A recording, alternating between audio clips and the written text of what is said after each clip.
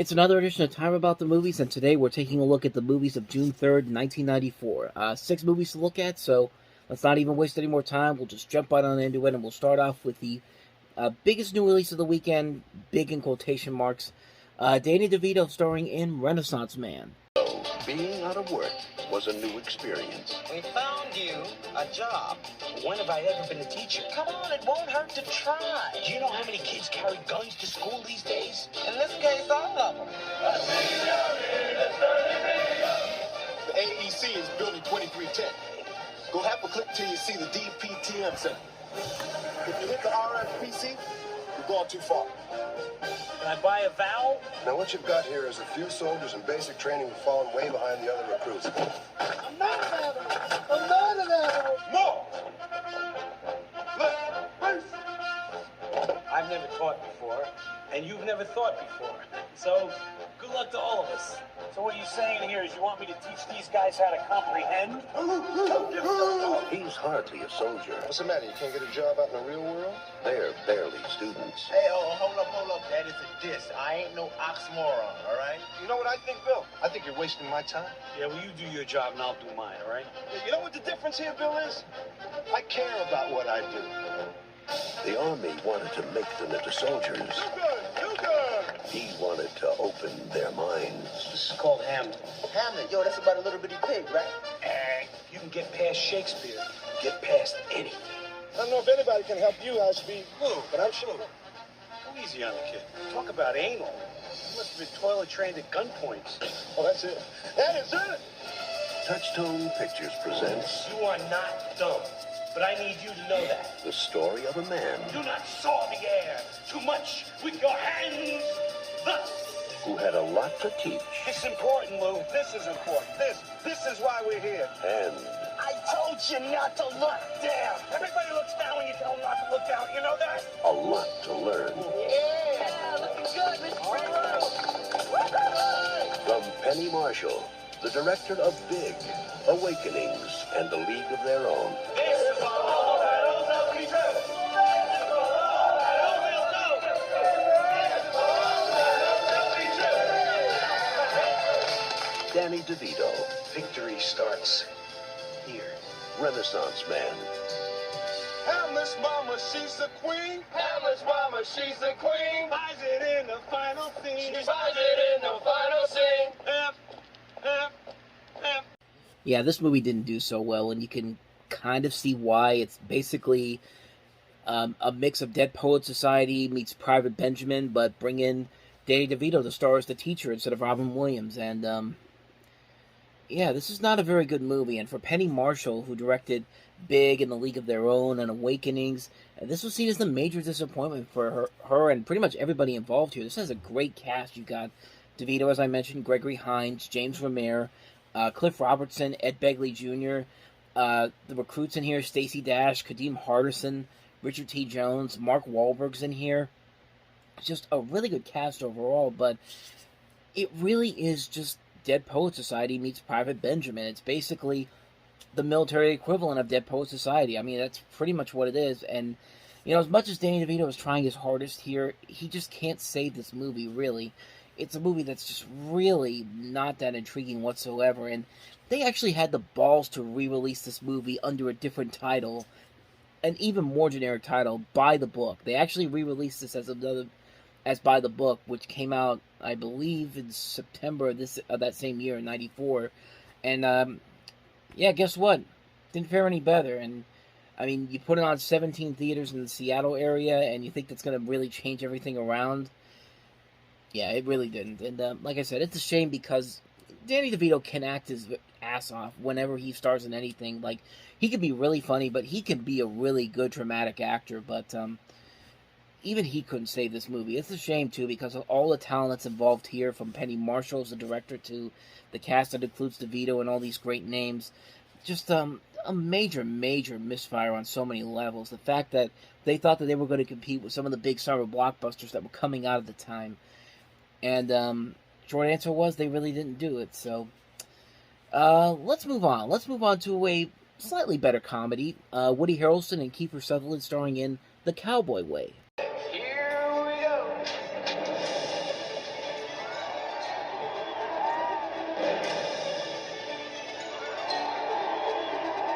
Pepper and Sonny have been wrangling Well, Pepper sure can cowboy candy. and locking horns since they were kids. Now they're hitting the road to save a friend. Show you how things work out, ain't it? One day, never been east of Tulsa. Next day, boom, I'm on my way to New York City. New York City. We ain't from around here. Really? People are so unfriendly here, it's like talking to a bunch of damn rocks. Howdy. And how would you gentlemen like those steaks prepared? Well, just knock his horns off, whack his nasty old butt, and chunk him right down on the plate. This city will kick your butt. We gotta find Teresa, Pepper. It's the only chance she's got. Well, cowboy, I hope you got a plan. You ready? Show me how to do that someday. Hey! He stole our horses. Don't worry. They're good with horses. From Universal Pictures and Imagine Entertainment, Pepper, you listening to me? Woody Harrelson, This is the Cowboy Way. Time to make Big Chief happy chief. You wicked old cheat. and Kiefer Sutherland. Maybe we ought to show them how old Pancho Villa used to make guys talk. Oh, come on, man, what you doing? I am embarrassed. Our friend here is not wearing any underpants. The Cowboy Way. Hey, how you doing? I'll check. Once again, I say slightly better because, let's be honest, this is pretty much just like Renaissance Man, except this time around it's basically the Western equivalent of Crocodile Dundee. Let's take these two cowboys from New Mexico and put them into New York City and watch the comedy ensue. And, I mean, to the movie's credit, there are moments in here that are legitimately funny. Those moments you see in the trailer, like the gross, like the joke about is about the cow about to eat the guy's you-know-what. At the end of that trailer, it's just like, yeah, that gets a little bit old pretty fast. But you know what? There are moments in here that are kind of funny. There are moments in here that do kind of work. Like I said, it's nothing really all that special, but considering what I just looked at with Renaissance Man, which was a blatant knockoff of Good Will Hunting, Dead Poet Society, and Private Benjamin, I mean, at least this movie gives you what you want to, gives it what you're promising, what they're promising, I should say. But it's not really that great of a movie. I mean, like I said, it's pretty much just Crocodile Dundee meets the Wild West. And, I mean, some of the ideas do work. Some of the ideas are legitimately funny. But overall, it's a mostly forgettable movie. I saw it once. I thought, like, that wasn't too bad. I'm glad I saw it, but I never would want to watch it again. Toy boat. Like I said, I never would want to watch it again. But for the one time I saw it, I thought it was alright for what it was. But yeah, like I said, it's nothing really all that memorable. I think it's a one-time watch. If you really go into it, knowing what you're going to get, you might get some enjoyment out of it, but it's not something you're ever going to want to pop in again anytime soon. Unless there's no other movies out there.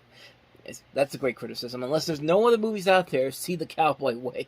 But for what, like I said, if you want to see it and know what you're going in for, you might actually kind of enjoy it for what it is. But like I said, it's a one-time watch. So that's the Cowboy Way. Let's move on to the next movie, and that is The Endless Summer 2. There's the search for the meaning of life. The search for big adventure. The search for the ultimate rush. For filmmaker Bruce Brown, the search ended 30 years ago when he found an endless summer.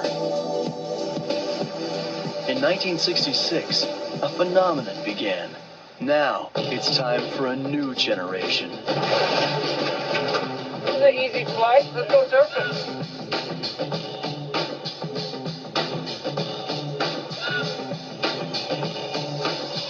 If it's not dangerous, Oh, God! if it's not wild,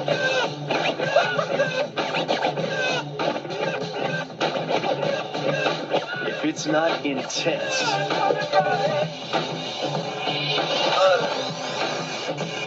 they're not interested. Introducing Introducing Robert Wingnut Weaver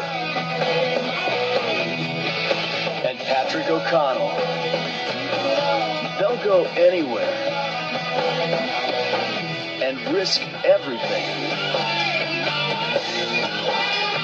to hang on to summer any way they can.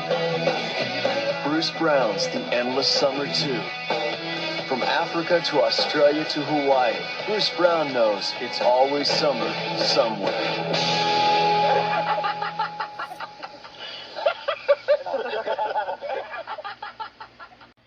So before we talk about this movie, I should honestly say that I'm actually kind of surprised that The Endless Summer has somewhat of a following that's so big that you kind of see it everywhere. If you go down, let me rephrase that. You go down to Ocean City and you see all the surf shops down there, you're surely going to find something related to The Endless Summer. I guess it's kind of a big thing.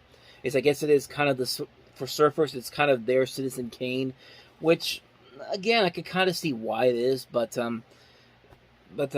yeah, the last time I went down to Ocean City about a couple years ago, and I saw there was a whole bunch of different, like, Endless Summer stuff.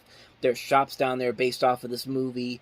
There's places where you can actually go there, and you'll see a bunch of merchandise there. So, I guess it does have somewhat of a following that still holds up all these years later. And, by the way, that trailer is pure 90s. Like, if you've ever been to the beach in the 1990s, or if you've ever seen a show like Baywatch in the 90s, that's exactly what that looks like, and the beaches look like in the 1990s. And, that's really all I got for you, because I've never seen these movies. I've had no real interest to see these movies, but, I just find it interesting that this series has had such a significant following that if you go down to places like Ocean City or some of these beach areas, you'll see these places based off of this movie.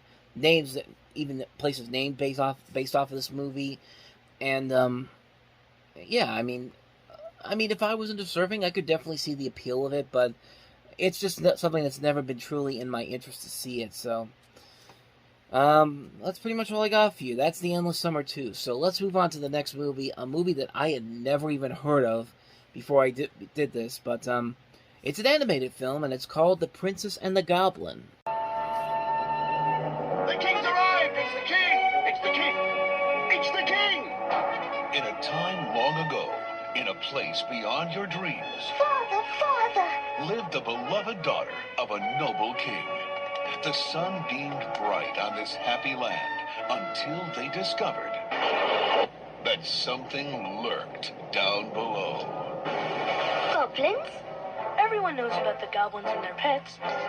We should take revenge! They're evil. If they want something, nothing will stop them. It'll take more than a few goblins to make me frightened. Now, this brave and beautiful princess You didn't tell me you were a princess. You didn't ask. has met a boy who knows the goblin's secrets. There's one thing they can't stand. It's a song, see? And together, they'll share a remarkable underworld adventure. Get him! Am I in trouble, Grandmother?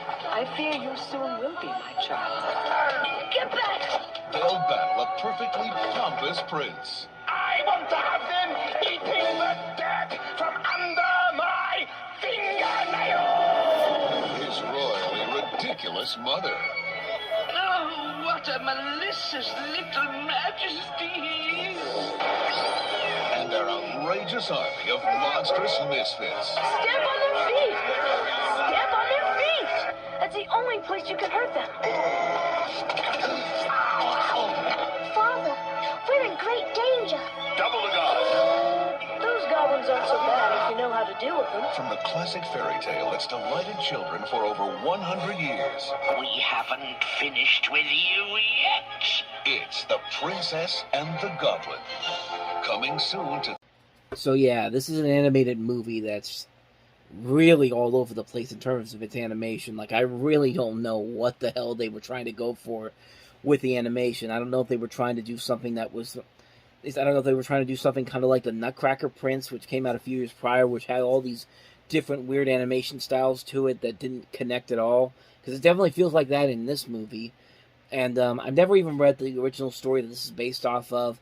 Like I said, I never even heard of this movie until I did the research on it. So, I can't really say if it's good or not. It certainly doesn't look that promising from that one trailer that I saw. I mean, just the animation styles alone, not blending together at all. It just gave me flashbacks to the Nutcracker Prince and how that movie just really couldn't figure out what kind of an animation style it wanted to do, what kind of a story it wanted to tell.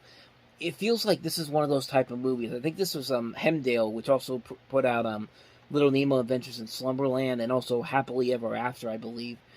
And it was one of those movies where one of those studios that was trying to find their own Disney classic, and it honestly didn't work on any level because I don't think any of these movies ever had lasting followings. I mean, Little Nemo maybe, but even that movie was not all that great. But yeah, that's pretty much all I got for you. I have never seen this movie, so I can't really comment on it. So, I mean, who knows? Maybe it actually is pretty good, or maybe it's not. So, that's The Princess and the Goblin. Let's move on to the next movie, and that is Fear of a Black Hat. It's bumping. It's booyah. It's a year in the life of monster rappers and WH. Without a hat, we was exposed. Without a hat, we was sunstroke. African sun was pure and good. Never needed a hat, just it jumped from the hood and blasted straight to the top of the charts. We are NWH. Or niggas with hats. You brothers are gonna be large. Now the most loved out crew in hip-hop history exposes it all. Can't you guys just dance around like Hammer? Like Hammer? Their hottest hits. My peanuts? Straight out of the butt. Booty juice. They philosophy. What is like society? That's heavy. Their politics. NWH, we're anti-violence. Their competition. We got ice train, iced coffee, ice water. They roll up. I got a lot of coffee and donuts in me. Don't push me. Their managers. Somebody get killed. So get off your booty. Oh, yeah. And step to this movie. It's the death, chill, fresh thing to do. Fear of a Black Hat. Fear of a Black Hat, then subtitle, don't shoot till you see the whites. Of their eyes? Whose eyes? A year in the life of NWA. Fear of a Black Hat? Man, that's gonna be crazy large. I see somebody saw CB4 and wanted to make their own satirical parody of hip-hop music. Actually, believe it or not, this is actually made before CB4 even came out. So this was way before that. It was about, I want to say about a couple of months before CB4 came out. So, I mean, I guess it makes more sense now. But yeah, it's hard not to look at this and see kind of the similarities to CB4 in this. This is basically trying to be a satirical hip gangster rap film, kind of like how This is Spinal Tap is satirizing 1980s heavy metal music. But I never even seen this movie before. Again, I hadn't even heard about it until I did the research on it, but knowing that this came out before CB4, I wouldn't be surprised if this is actually a lot better than CB4. And I like CB4, but this one, it looks like it is trying to be that equivalent to This is Spinal Tap. This is supposed to be that type of a movie for the 90s. And I mean, it doesn't look bad. It looks legitimately funny, and it's interesting to see some of these names in here, like Mark Christopher Lawrence. If you've never seen him before, if you've never heard of him before, you've definitely seen him before. He's been in stuff like Terminator 2, Judgment Day. You've seen him on Chuck all the time. He's been in various movies. He's a character actor. I've seen him a lot before, and you also have Cassie Lemons in here, who has become a prolific film director at the time. She was in stuff like, I believe she was in Candyman as Virginia Madsen's friend in that movie. But, yeah, that's pretty much all I got for you. But, honestly, this movie doesn't look too bad. It actually looks legitimately good. Some of the reviews I've seen for it are pretty good, so maybe one day I'll definitely check it out. It's not something I'm going to rush out to see, but it definitely has my interest. So, that is Fear of a Black Hat. Let's move on to the last movie, and that is The Slingshot. Susan Granger of the CRN Radio Network and American Movie Classic says, The Slingshot is the heartbreaking and exhilarating story of Roland, the son of a Russian Jew and a socialist revolutionary.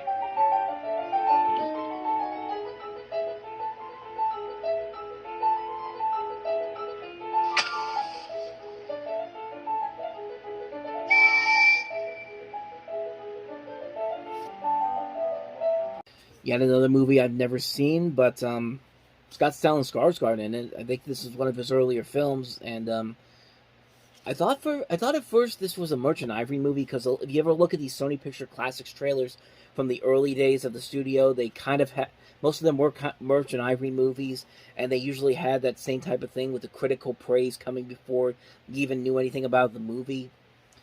Basically, this is about a 12-year-old boy, born from a Russian Jewish mother and a socialist father, coming of age in 1920 Stockholm.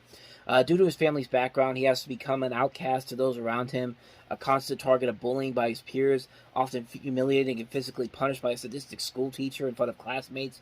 And in retaliation against his tormentors, he steals condoms from his mother's tobacco shop inventory and turns them into crude slingshot weapons, which sounds like a huge step in the...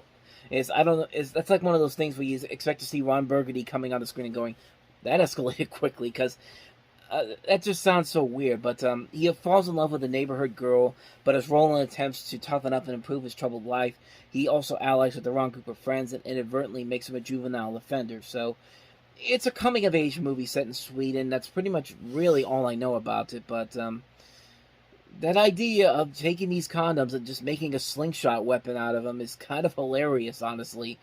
But this is supposed to be taken seriously. It's supposed to be it's a Swedish drama, but I don't know. I kind of want to see it just for that premise alone. Like, it sounds... I want to know how the escalation of that took place. Like, how did he figure out to make slingshots out of that particular thing? That's something I really want to know more about. So maybe one day I'll definitely check it out, but not right now, though. But I will say it is interesting to see just on that premise alone. So anyway, that is the Slingshot. And so on that note, we wrap up another edition of Time About the Movies. Next time we meet, we'll take a look at June 10th with 3 movies. 3 noteworthy movies, including Keanu Reeves, Sandra Bullock, and Dennis Hopper in Speed.